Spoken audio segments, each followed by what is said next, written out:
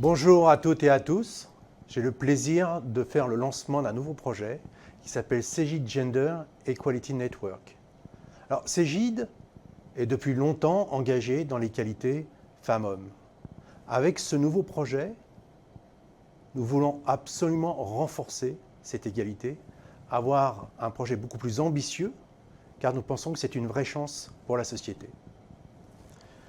Alors, au-delà de ce phénomène sociétal, au-delà de faire en sorte que Cegid puisse aider à améliorer la présence des femmes dans la technologie, dans les métiers de la technologie, cette diversité, en fait, femmes-hommes, est une vraie chance pour le succès de Cegid.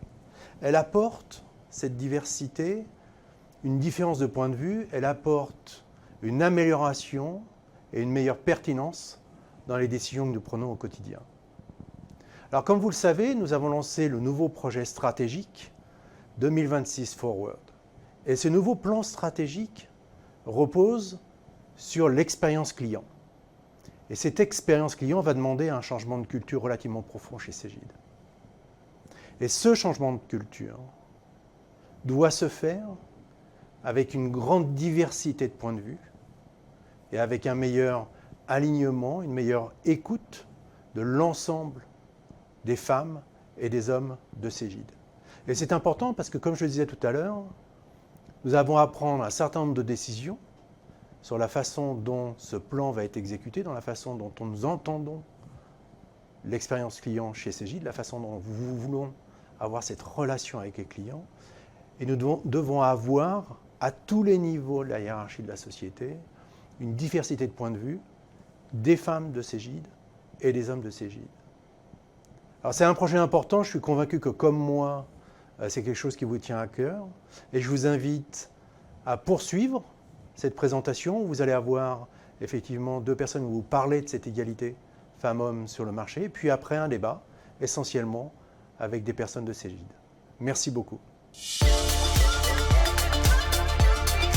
Bonjour à tous, je suis ravie de vous retrouver. C'est un événement important auquel nous allons participer aujourd'hui.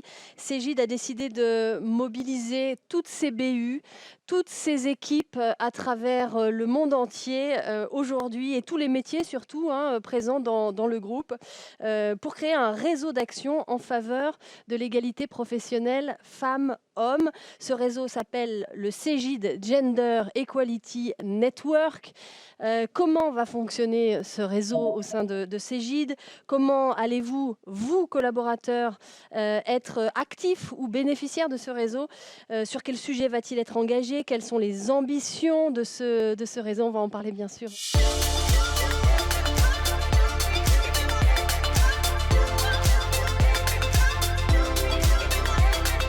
Nous allons dresser un état des lieux de l'égalité femmes-hommes dans le secteur du numérique avec Élise Moison qui est à mes côtés. Bonjour Élise. Bonjour. Vous représentez l'association Social Builder qui est une association qui intervient, qui travaille sur l'insertion, la reconversion des femmes vers les métiers de la tech, du numérique.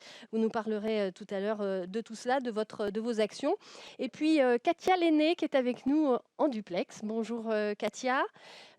Merci d'être avec nous et d'intervenir aujourd'hui sur ces questions d'égalité. Vous êtes administratrice de Numéum. Alors Numéum, c'est le syndicat français qui réunit les entreprises du numérique de façon assez large d'ailleurs. Il y a des entreprises de services du numérique, il y a les éditeurs de logiciels, il y a des plateformes, je crois, des sociétés de conseil en technologie aussi. Voilà, Numéum, ce sont les entreprises et vous présidez une commission qui travaille spécifiquement sur la place des femmes dans le secteur du numérique. Merci beaucoup d'être avec nous. C'est à vous que je vais donner la parole pour commencer, Katia, si vous le voulez bien. Vous vous intéressez bien sûr beaucoup chez Numéum à ces questions d'égalité femmes-hommes dans la tech. Quel est l'enjeu que vous avez identifié aujourd'hui? Merci, bonjour à toutes et à tous et merci pour cette invitation et l'opportunité effectivement de présenter le programme Femmes du numérique de Numéum. Tout d'abord, avant de vous répondre à cette question, je souhaitais effectivement un petit peu plus détailler sur Numéum. Vous l'avez dit, on est l'organisation professionnelle des entreprises du numérique. On représente les plateformes, les entreprises de services numériques et de conseils en technologie. Et ce sont plus de 2200 entreprises. On représente 85% de chiffre d'affaires du numérique en France et plus de 530 000 emplois. Donc voilà, on est un secteur très impactant. Et pour cela, il est évident que la question de l'égalité femmes-hommes, on devait la traiter tout simplement parce que dans le secteur du numérique, et pour répondre à votre question, il y a vraiment une problématique au niveau de l'égalité. On a une sous-représentativité des femmes. Quels sont les chiffres aujourd'hui? On est à 27,9% de femmes dans les métiers du numérique. Et on a de la chance puisque les métiers support un petit peu augmentent ce chiffre-là, qui malheureusement n'a pas évolué dans le bon sens. Malheureusement, des dernières années, on est en dégression. Donc c'est pour ça que la situation est vraiment assez drastique, elle est critique, pardon. Donc on a un enjeu important aujourd'hui parce que vous voyez, le numérique n'est pas seulement ce ne sont pas seulement les services, ce ne sont pas seulement le digital, il est transversal, il est partout dans notre société. Donc il est important que dans notre secteur, il y a autant de représentants de femmes que d'hommes, tout simplement parce que d'une part, on va refléter un petit peu la société. Il est important que le numérique soit une opportunité pour les femmes et les femmes une opportunité pour le numérique. Donc aujourd'hui, l'enjeu est important. Redresser le nombre de postes occupés par des femmes dans le numérique. Et cela, si je peux vous donner encore 2-3 chiffres importants dans les postes typiquement techniques, puisque, comme je disais, on a de la chance que les femmes sont assez présentées dans les métiers support, marketing, RH, des métiers non technologiques. Donc nous, on a vraiment besoin d'attirer, en tout cas de reconvertir, de faire venir vers nos métiers purement tech des femmes. Tout simplement parce qu'on a aussi besoin pour une autre raison, afin d'essayer d'atténuer des biais qui peuvent intervenir lorsqu'on va créer des outils numériques ou lorsqu'on va implémenter des transformations dans une entreprise via des outils numériques. Il est important que les femmes soient partout dans la chaîne de valeur, dans la fabrication de ces outils-là. Vous qui êtes, Élise, au contact des femmes qui osent se dire que c'est possible de travailler dans le numérique, qu'elles ont une place dans ce secteur. Quelles sont les causes des inégalités aujourd'hui encore, inégalités femmes-hommes, selon vous? Qu'est-ce que vous identifiez? Alors, je dirais que les causes sont sont multiples. Elles sont, comme vient de le dire Katia, côté entreprise et côté femmes elles-mêmes. Les entreprises viennent récemment, encore une fois, de prendre conscience de ce sujet. C'est formidable que des réseaux comme celui-ci voient le jour. Ce sont les premières pierres qui viennent poser les grands fondements de cette grande politique pour essayer de contrecarrer un petit peu toutes ces inégalités. Cette prise de conscience, elle est récente. Il y a encore beaucoup à faire. On vient de loin. Donc, je pense qu'il y a encore un gros chantier à faire. Côté entreprise, il y a beaucoup de plaidoyer, de sensibilisation à faire sur ces sujets. Et du côté des femmes? De faire prendre conscience. Et du côté des femmes, il y a malheureusement ce sujet d'autocensure, d'autodiscrimination, ce n'est pas fait pour moi, cette question des rôles modèles qui est absolument nécessaire pour mettre en valeur d'autres femmes, pour pouvoir inciter à se tourner vers éventuellement une reconversion. Disons que accompagner cette prise de conscience et cette confiance en soi nécessaire pour envisager une reconversion, une nouvelle formation, un changement de secteur, c'est quelque chose qui prend du temps et qui est absolument nécessaire au-delà de l'accompagnement purement technique sur le côté formation. Je parlais tout à l'heure de ces femmes qui osent se dire qu'elles ont une place. Est-ce que quand elles arrivent chez vous, chez Social Builder, elles savent déjà quel métier de la tech elles veulent effectuer, ou c'est vous qui les orientez, qui les guidez? Alors, pas toujours. C'est vrai que c'est un secteur qui a vraiment une profusion de métiers et qui ne sont vraiment pas suffisamment démocratisés. Parler au grand public de qu'est-ce que data analyst, qu'est-ce que consultant Salesforce, qu'est-ce que développeur d'applications mobiles, web, ça ne parle pas encore à tout le monde. Donc nous, on a des programmes très en amont, qui sont des programmes de sensibilisation sur 5 jours, de découverte des métiers du numérique. Expliquer ce que sont ces métiers, comment ils s'incarnent dans l'entreprise, quelle mission, quelle job description ensuite, en quoi ça va consister, quelle implémentation dans l'entreprise, pour avoir une prise de conscience et ensuite faire son choix de reconversion professionnelle de façon tout à fait sereine, pour ne pas s'embarquer dans une formation qui va être longue, intense et qui demande beaucoup de disponibilité et pour ensuite engendrer des décrochages. Ça serait vraiment peu intéressant. Ouais, alors c'est ça la prochaine question que je voulais vous poser, c'est quels sont les leviers selon vous, les leviers d'action? Vous venez de nous en présenter un, le fait de sensibiliser les femmes au métier. Très en amont, c'est essentiel. Vraiment sensibiliser les femmes sur la filière, les métiers, et puis incarner par le biais de ces rôles modèles, de faire intervenir des retours d'expérience, des grands témoins, des femmes qui sont passées par ces parcours de reconversion, qui étaient dans des carrières professionnelles passées en logistique, dans le juridique, dans le service, dans le commerce, qu'importe. Comment elles ont vécu cette transition professionnelle, comment elles ont passer le cap, ça c'est aussi très important. Donc je pense que les deux volets d'explication vraiment très pédagogiques complétés à ces retours d'expérience et ces présentations de grands témoins sont la clé d'une conversion réussie. Et ça vient aussi beaucoup plus tôt dans l'éducation. Allez les filles, ayez confiance en vous. Absolument. On a envie de dire. Katia Lenné, je m'adresse à vous. À présent, le syndicat Numéum donc, a créé une commission, la commission Femmes et Numérique, pour réfléchir et agir sur ces questions. Parlez-nous de vos actions et donc de ce programme que vous avez mis en place qui vise, j'imagine, à embarquer les entreprises de la tech, les entreprises du numérique?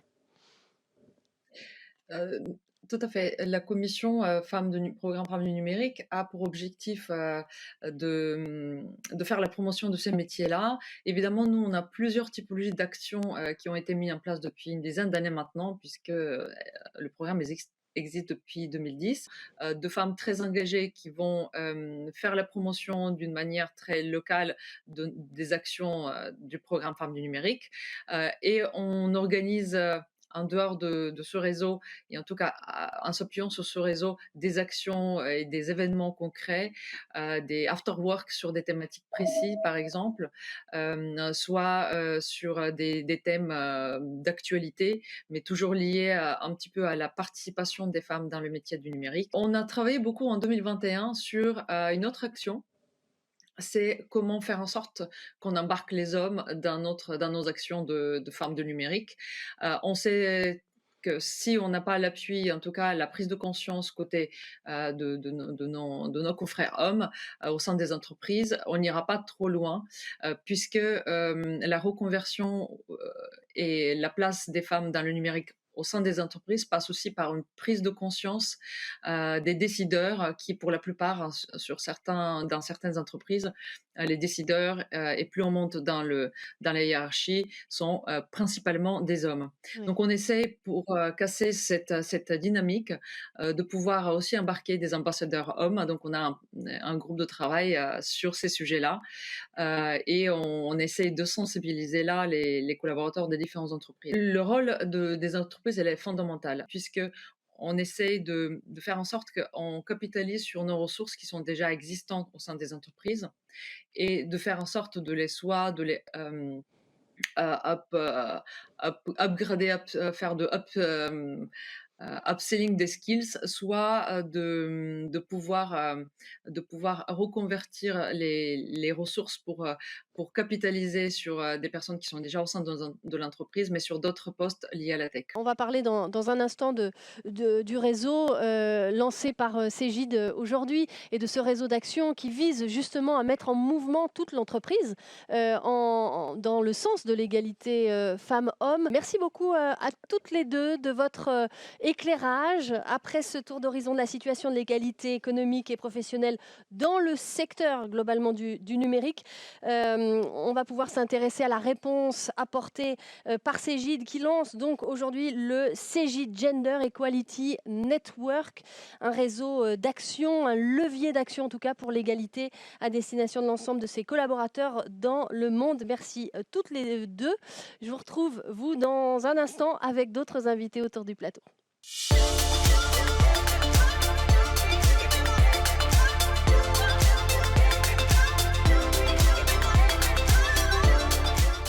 Cégide Gender Equality Network, comment ce réseau va-t-il donc fonctionner? En quoi peut-il faire avancer les choses en matière d'égalité chez Cégide?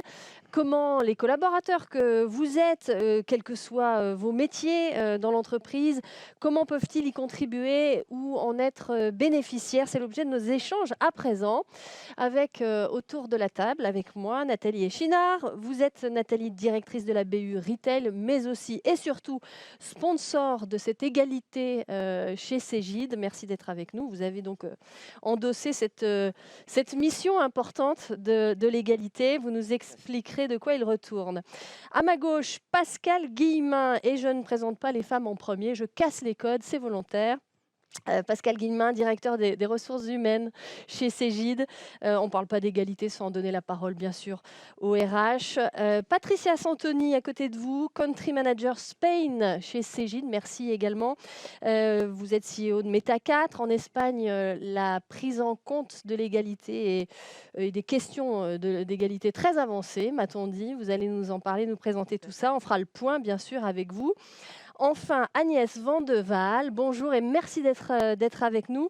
Global Partners Division General Manager chez Microsoft. Vous avez chez Microsoft beaucoup d'actions dans le sens de l'égalité. Vous nous en parlerez tout à l'heure. Vous avez une démarche très intentionnelle sur ces questions de la place des femmes dans les métiers du numérique. Vous nous direz aussi comment les entreprises, de façon générale, dans ce secteur du numérique, peuvent s'associer, entrer en partenariat pour faire avancer ces questions-là. Nathalie Echinard, première question, elle est pour vous, Madame la sponsor de l'égalité. Où en est-on en matière d'égalité femmes-hommes aujourd'hui chez Cégide ? Écoutez, on est un acteur du numérique et de la tech et il y a encore beaucoup de travail à faire dans ce domaine puisque c'est un métier qui est plutôt historiquement masculin, on va dire. Donc on a des défis en matière d'égalité qui sont très très importants. Aujourd'hui chez Cégide, il y a 38% de femmes. Donc là, on est 2 pour 1 garçon, mais il y a 38. Et il nous faut bien sûr progresser. On n'est pas à l'égalité. Et c'est encore plus marqué sur les postes de direction ou les postes à responsabilité. Alors, ce n'est pas tout à fait vrai dans tous les pays, Patricia pourra nous le dire, Oui. mais on a des choses à faire et j'ai été ravie d'être proposée comme sponsor de ce projet qui est très important pour nous tous, la direction, les salariés, et c'est vraiment un enjeu très très important. Il y a des actions fortes? Oui, alors ouais. là, on lance aujourd'hui un peu officiellement ce réseau.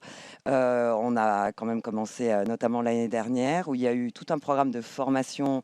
D'abord du management autour des questions du harcèlement sexuel, des positions sexistes et autres. Et il y a eu des webinaires organisés pour tous les collaborateurs, c'était sur la base du volontariat, autour de ces sujets. Et il y a eu plus de 1000 personnes qui ont suivi tout ça, donc c'était vraiment très intéressant. Donc c'était aussi important qu'on ait une culture qui soit commune sur le sujet pour démarrer sur les mêmes principes.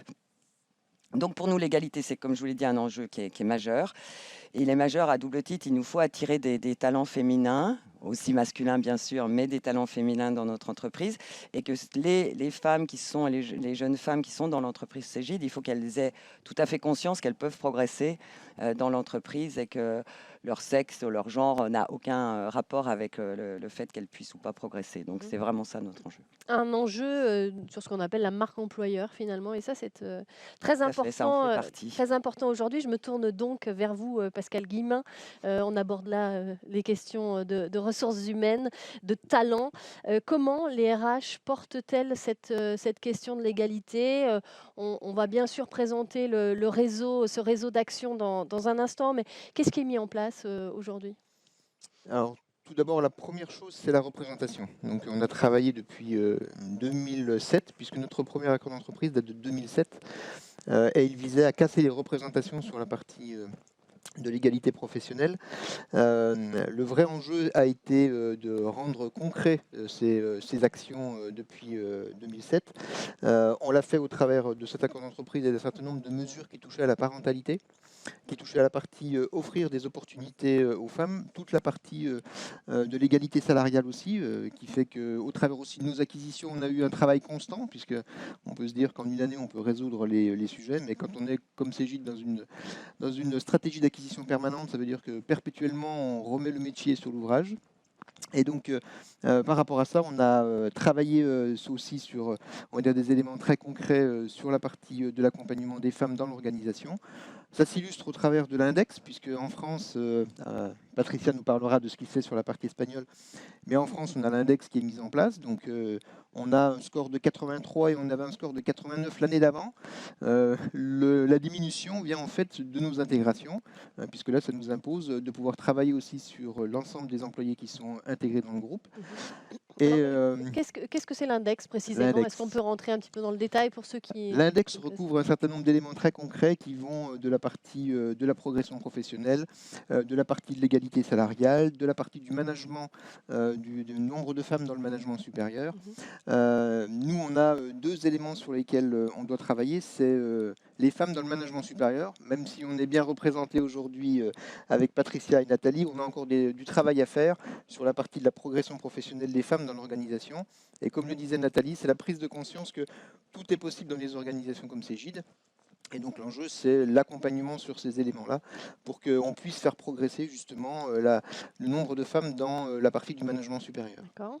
Ça, c'est un des efforts. Il y a une autre... Donc le deuxième effort qu'on a aussi à faire, nous, c'est toute la partie de la promotion des femmes dans l'organisation. Je ne vais pas tomber dans les pensums qu'on peut avoir où on dit les femmes ne sont pas suffisamment ambitieuses dans les organisations. C'est à nous aussi de les accompagner par rapport à ça. C'est à nous aussi de casser encore une fois les représentations. Donc là, on a accompagné le management dans, on va dire, la révision de certaines représentations un peu trop faciles, qui est de positionner les femmes dans un rôle qui est, on va dire, celui, on va dire, avant tout de mère au foyer, pour, on va dire, nombreuses d'entre elles, mais les choses évoluent aussi. On a aussi maintenant des pères au foyer, et c'est quelque chose de très bien. Et donc l'objectif, c'est aussi de pouvoir accompagner ces femmes en leur disant, vous avez des opportunités, saisissez ces opportunités, et on facilite la chose pour pouvoir le faire. D'accord, pour changer de métier notamment. Pour changer de métier, pour saisir Réadapter des les postes. opportunités, réadapter des postes, mais aussi être très concrètement dans des promotions chaque année, puisqu'on a un certain nombre de postes à pourvoir, et ces postes sont ouverts bien entendu à tout le monde. Patricia Santoni, je vous voyais réagir déjà à ce qui se disait. On a forcément envie de savoir comment, au niveau de l'Espagne, quel regard vous portez sur cette question de l'égalité femmes-hommes. Je disais tout à l'heure, en Espagne, ces questions-là sont beaucoup plus avancées dans l'entreprise. Est-ce que c'est le cas? Expliquez-nous un petit peu, donnez-nous l'état des lieux finalement chez Meta 4.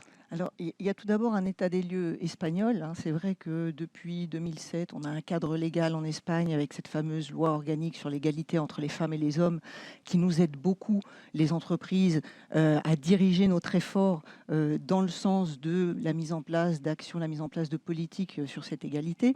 Alors, c'est vrai que chez nous, chez Cégide Iberia, les femmes sont très bien représentées. On a 46% de femmes, 54% d'hommes. Et au niveau du comité de direction, une parfaite parité et 48% de managers femmes.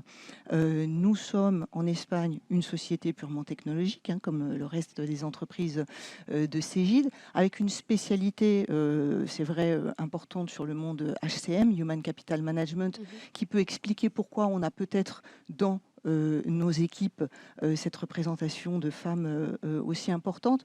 Mais ceci étant dit, ce n'est pas la normalité. Cegid ne représente pas en Espagne la normalité avec ce taux de femmes dans l'entreprise. Depuis 2021, depuis le mois de mars, le cadre légal a de plus été renforcé par une loi sur l'égalité des salaires qui nous pousse les entreprises à vraiment identifier quel est le meilleur poste pour le meilleur candidat, quel est le meilleur poste pour le meilleur employé, indépendamment de son genre. Et cet exercice, il nous amène à avoir des réflexions d'inclusion, à avoir des réflexions sur l'égalité, à avoir des réflexions sur les activités que l'on peut proposer à nos employés qui servent vraiment ce projet. Alors on a été de plus, on parlait d'index au niveau de la France. Chez nous en Espagne, l'index existe aussi. L'Espagne, sur le dernier rapport de l'OAT, apparaît comme le 6e pays en Europe en matière d'égalité au niveau entreprise. Mais nous, au niveau de Cegid, nous avons obtenu au cours des années et rénové cette année une certification qui s'appelle la certification EFR, entreprise familiale responsable, qui implique un audit chaque année d'un certain nombre d'indicateurs et d'activités mises en place au sein de l'entreprise avec un engagement de la direction de l'entreprise sur cette égalité, des opportunités, des moyens et des postes au sein de l'entreprise. Et cette certification, ce label est remis en jeu chaque année? Ce label est remis en jeu chaque année.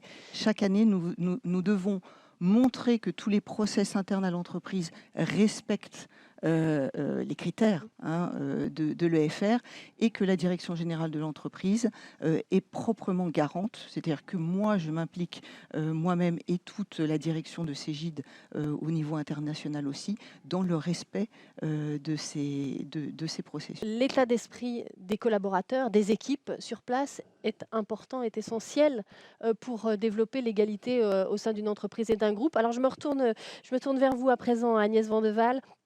Est-ce que vous vous reconnaissez déjà un petit peu dans ce qui est dit là? On a encore du mal, on l'entend, mis à part en Espagne, à faire avancer les femmes dans l'entreprise, à les faire même entrer dans des métiers de la tech. Comment ça se passe chez Microsoft? Alors oui, tout à fait. On partage beaucoup de constats et quelques chiffres. Comment ça se passe chez Microsoft? Ça se passe dans une démarche aussi très volontaire de faire bouger les choses à la fois en interne et vers l'externe. Alors, si je dois vous partager quelques chiffres de où nous en sommes chez Microsoft France, donc on est à 36% nous de représentation féminine, 50% au niveau du comité de direction, nous sommes à parité, et 38%, voire même 40%, je pense, au niveau de nos managers. Et vous allez voir, au niveau de nos nouveaux embauchés, on est à 56%. Dans nos New Hire Programmes. Donc une volonté aussi très claire de rééquilibrer au maximum et de tendre vers ce fameux 50-50 qui est bien entendu notre ambition. Alors, dans le marché du numérique, on est confronté quelque part à un constat qui est très simple, c'est qu'on a beaucoup de postes à vocation technique, donc d'ingénieurs, de cloud solution architectes, etc.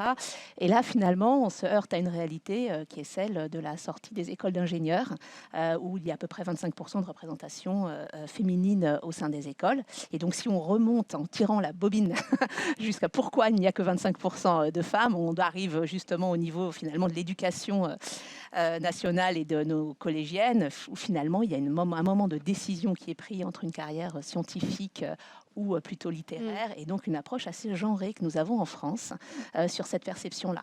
Donc, soit on reste dans le constat et on se dit on attend finalement que dans les écoles d'ingénieurs il y ait plus de femmes pour que les choses s'équilibrent, soit on se dit non, on va mettre quand même des choses en place pour rectifier le tir, et c'est ce que l'on essaye de faire par plein d'initiatives. Donc, au sein et notamment de vous avez créé des écoles de formation. Alors oui, donc ça c'est par rapport pour notre écosystème en fait de partenaires et de clients. On en est venu au constat que déjà ils recherchaient des talents dans le numérique. On sait à quel point c'est compliqué de trouver des ingénieurs, de développeurs, peur cloud ou en intelligence artificielle. Et puis, on souhaitait vraiment aussi pouvoir avoir en fait des recrutements divers. Alors divers, ça peut être divers en genre, mais aussi diversité d'origine, de parcours, pas forcément que des grandes écoles ou des bacs plus 5, mais aussi des personnes qui sont en recherche d'emploi et qui ont besoin de se requalifier. Et donc, on a monté des écoles qui sont les écoles IA, intelligence artificielle, ou de cloud ou business application, donc application métier.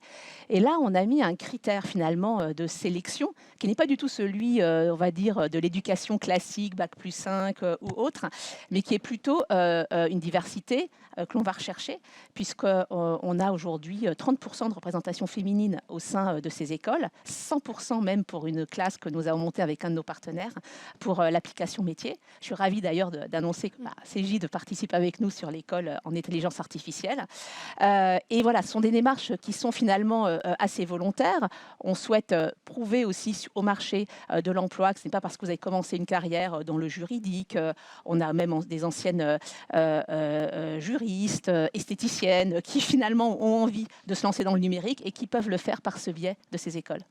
Alors, toutes ces questions, elles vont être abordées forcément dans le cadre de ce réseau que vous créez chez Cégide, Cégide Gender Equality Network.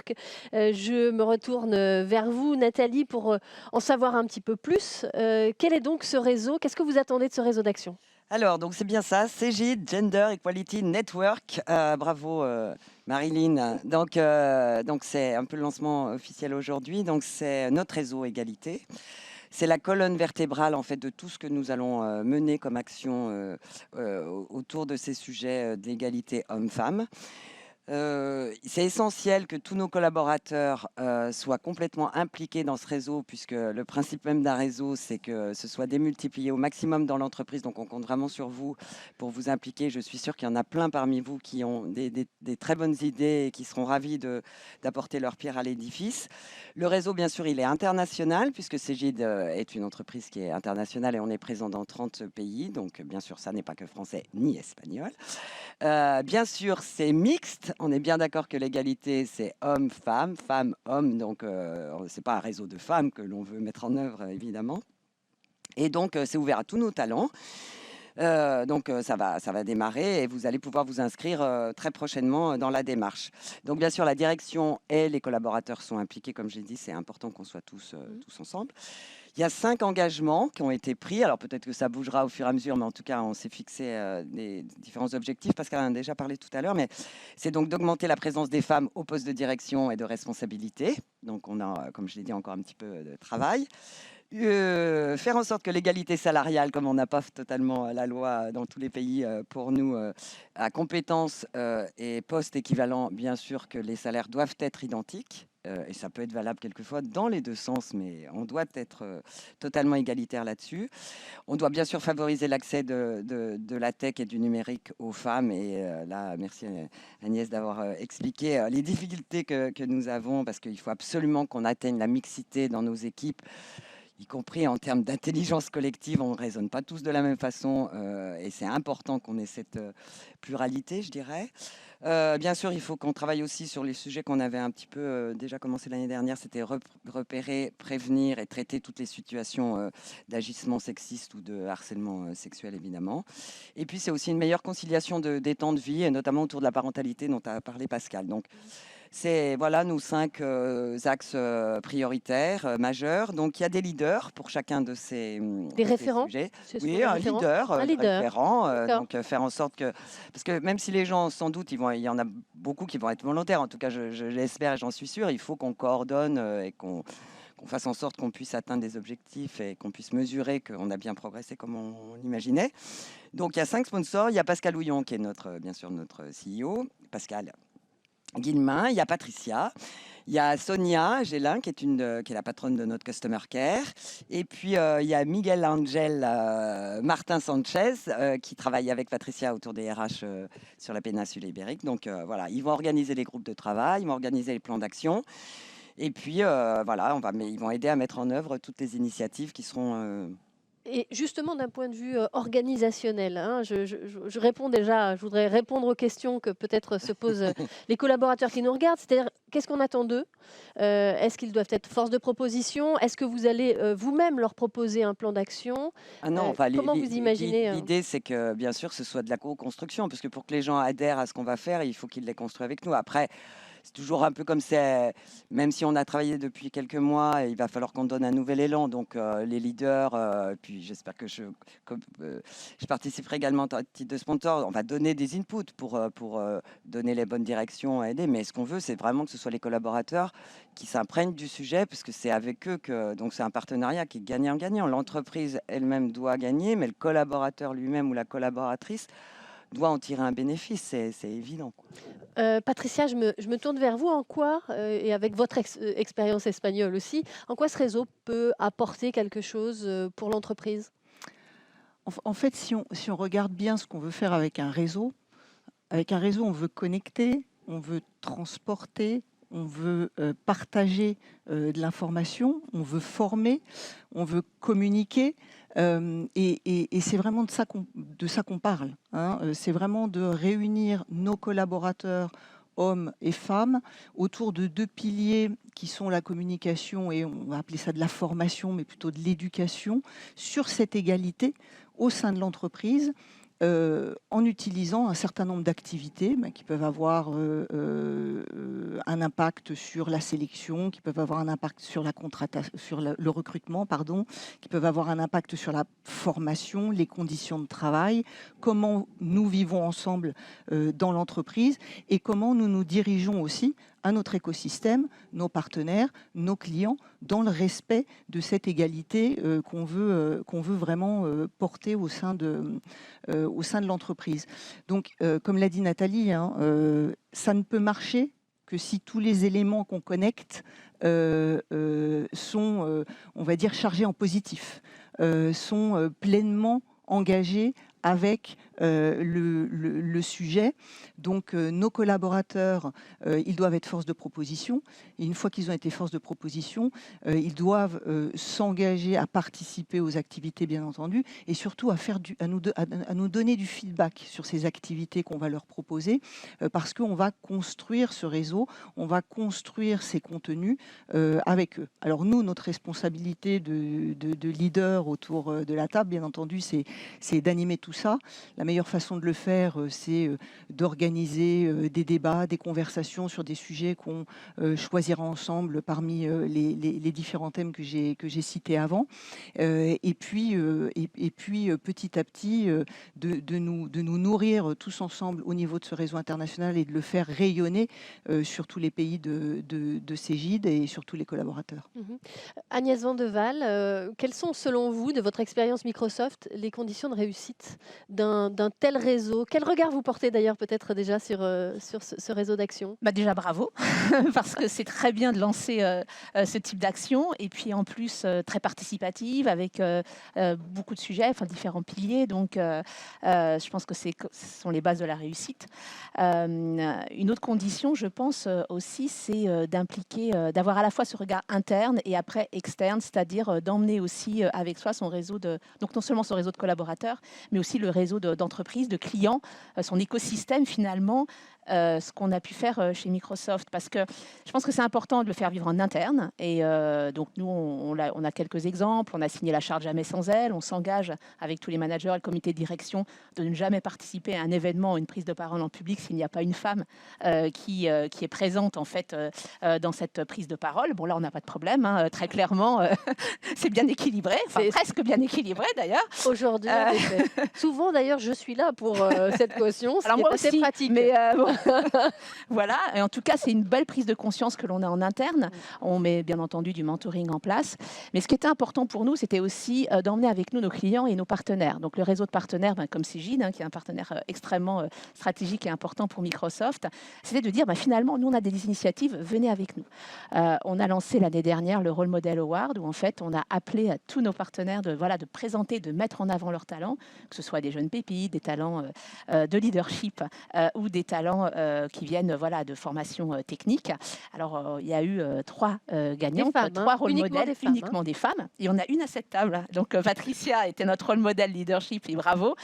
Et l'idée, en fait, quelle était-elle? C'était vraiment de pouvoir se dire, mettez en avant sur les réseaux sociaux, on ne peut être que ce que l'on voit, on ne peut devenir ce que l'on voit, et on voulait que pour les jeunes générations, pour toutes les femmes qui se posent des questions ou qui se disent est-ce que je peux aller dans un métier du numérique, en voyant des parcours comme celui de Patricia, comme voyant des parcours de jeunes recrutés, de jeunes dans la population commerciale, marketing ou technique, ça soit inspirant et qu'elles aient envie finalement de suivre ce même parcours.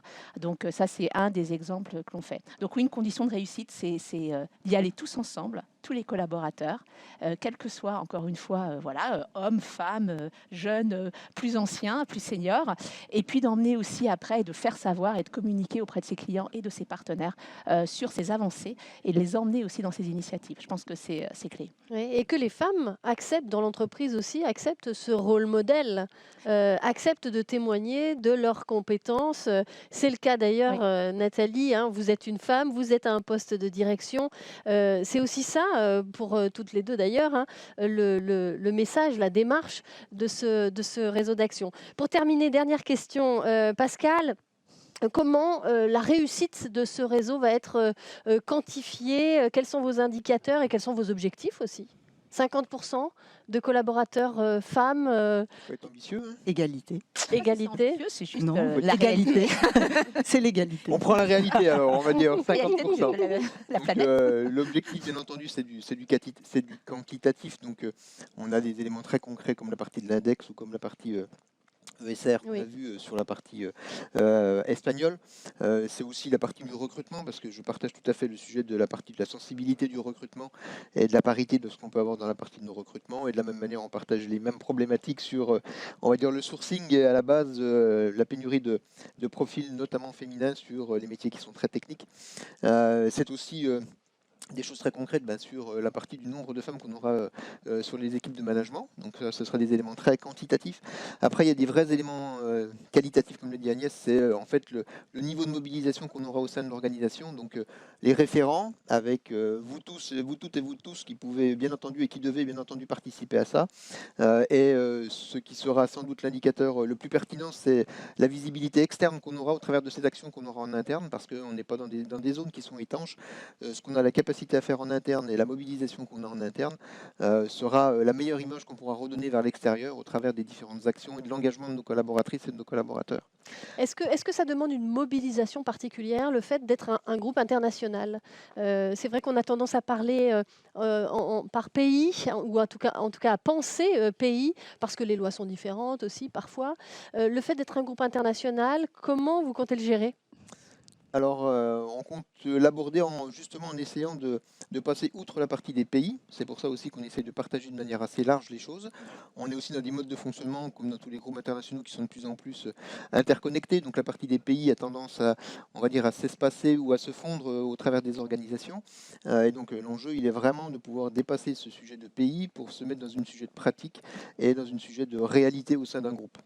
Je vous laisse la parole pour le mot de la fin et peut-être pour engager, encourager. Qui veut prendre la parole pour terminer et pour donner envie peut-être aussi à tous ces collaborateurs de rentrer dans la danse? Je m'adresse pour ça. à Madame, notre sponsor. Voilà. Mais Égalité. C'était pas prévu, mais vous êtes tous en train de nous regarder. J'espère que vous êtes sensibles à cette initiative qui est prise par Cégide et que vous allez vraiment y rentrer pleinement et contribuer à ce succès, parce que pour vous, pour nous, pour la société, c'est important et on en sortira tous grandis. Merci beaucoup. Eh bien, voilà, c'est ainsi que s'achève ce temps d'émission ensemble. On vous invite à rejoindre, bien sûr, dès à présent, ce réseau d'égalité au sein de Cégide. Toutes les informations, vous les trouvez sur l'écran de fin de cette émission. Merci à vous.